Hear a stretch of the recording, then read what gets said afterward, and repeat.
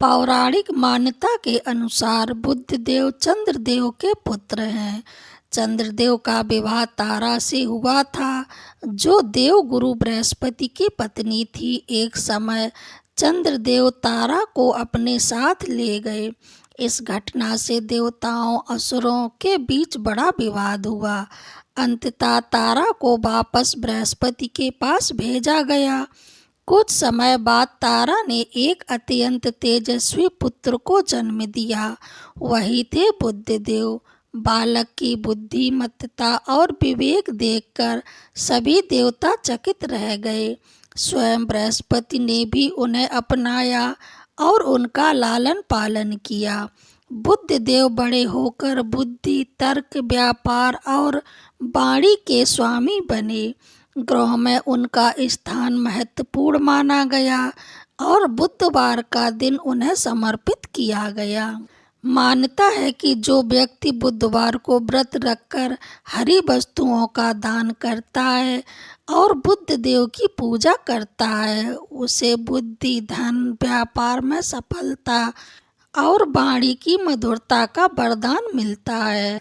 जय माता दी दोस्तों, आप सभी को पौराणिक कथाधारा चैनल पर स्वागत है। अभी तक अगर आपने हमारे चैनल को सब्सक्राइब नहीं किया तो जरूर कर लें। अब सुनते हैं बुधवार व्रत की पौराणिक कथा विस्तार से। प्राचीन काल की बात है। देवताओं और असुरों में जब भी कोई बड़ा निर्णय लेना होता है तो वे ग्रहों की चाल और प्रभाव को ध्यान में रखते थे। उन्हीं ग्रहों में एक अत्यंत तेजस्वी, बुद्धिमान और शांत प्रभाव वाले देव थे बुद्धदेव। स्वर्गलोक में चंद्रदेव का विवाह अत्यंत सुंदर और तेजस्वी स्त्री तारा से हुआ था। तारा देवगुरु बृहस्पति की पत्नी थी। बृहस्पति ज्ञान, धर्म और नीति के महान गुरु माने जाते थे। एक दिन चंद्रदेव तारा के रूप और गुणों पर मोहित हो गए। मोहबस वे तारा को अपने साथ चंद्रलोक ले गए।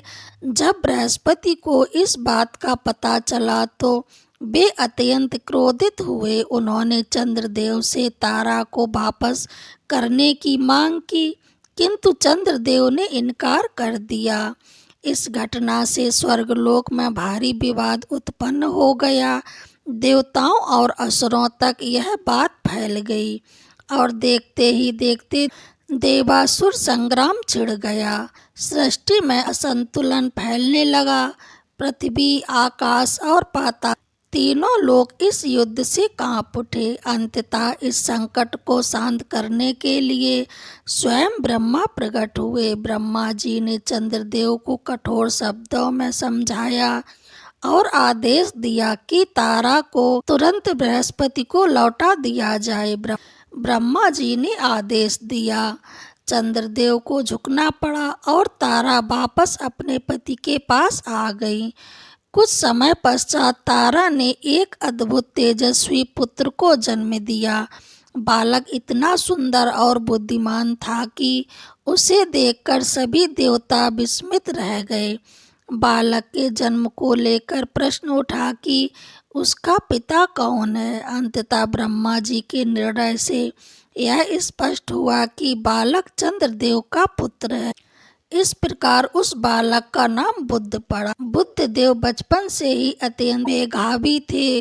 उन्हें वेद, शास्त्र, गणित, व्याकरण, तर्कशास्त्र और व्यापार का गहरा ज्ञान था।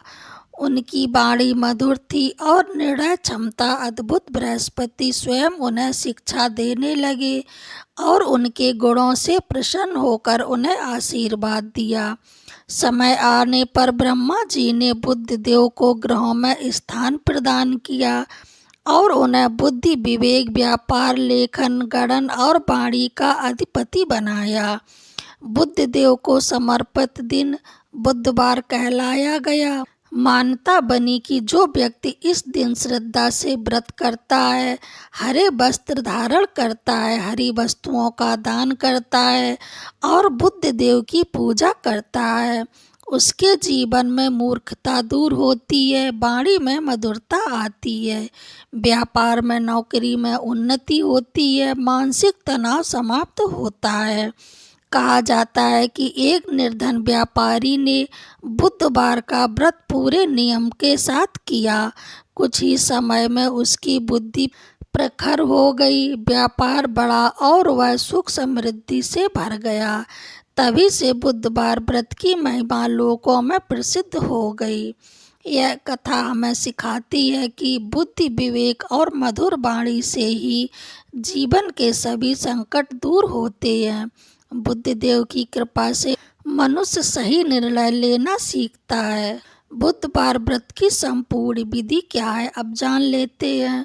बुधवार के दिन ब्रह्म मुहूर्त में उठें, स्नान करें, स्वच्छ हरे या हरे रंग के वस्त्र धारण करें, घर के मंदिर या पूजा स्थान को साफ करें, मन में संकल्प लें कि मैं बुद्ध देव की कृपा हेतु बुधवार का व्रत करूंगा या फिर करूंगी।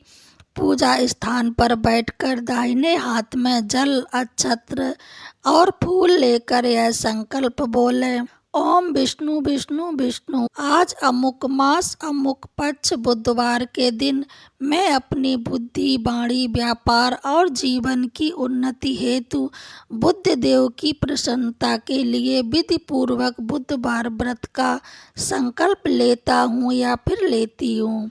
हे बुद्ध देव, मेरी मनोकामना पूर्ण करें।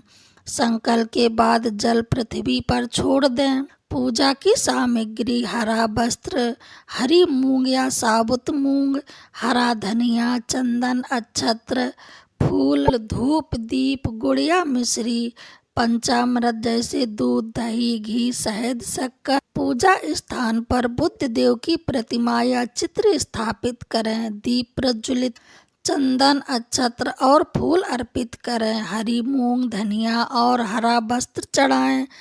यदि प्रतिमा हो तो पंचामृत से अभिषेक करें। फिर यह मंत्र 9, 11 या 21 बार जाप करें। ओम बुम बुद्धाय नमः। इसके बाद हाथ जोड़कर प्रार्थना करें, हे बुद्ध देव, मेरी बुद्धि को शुद्ध करें, मेरी वाणी को मधुर बनाएं और मेरे जीवन में विवेक का प्रकाश करें। अब बुधवार की पौराणिक कथा श्रद्धा और शांत मन से पढ़े या सुने। जो विस्तृत कथा पहले दी गई है वही सुन लेनी चाहिए। कथा पढ़ते समय बीच में ना उठें, ना बोलें। परिवार के सदस्य साथ बैठ सकते हैं। व्रत के नियम: व्रत में एक समय भोजन करें। भोजन में अगर जरूरी हो तो सेंधा नमक थोड़ा सा लें या फिर ना ही लें। हरी सब्जियां जैसे मूंग की दाल, फल, दूध उत्तम माने जाते हैं। झूठ, कटु वाणी और क्रोध से बचें।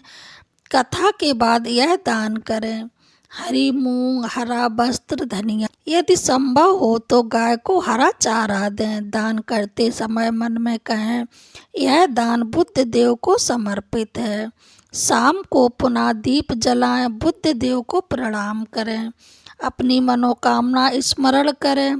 बुधवार के दिन ही सूर्यास्त के बाद या अगले दिन सूर्योदय पर खोला जाता है। बुधवार व्रत का फल: इस व्रत को करने से बुद्धि और स्मरण शक्ति बढ़ती है, वाणी मधुर होती है, व्यापार, नौकरी और पढ़ाई में सफलता मिलती है, मानसिक तनाव दूर होता है। आपको यह कथा कैसी लगी कमेंट बॉक्स में ज़रूर बताएं और मेरे चैनल को लाइक, शेयर, कमेंट, सब्सक्राइब करना ना भूलें। बेल बटन ज़रूर दबाएं जिससे आने वाली हमारी हर वीडियो आप तक सबसे पहले पहुंचे। जय माता दी।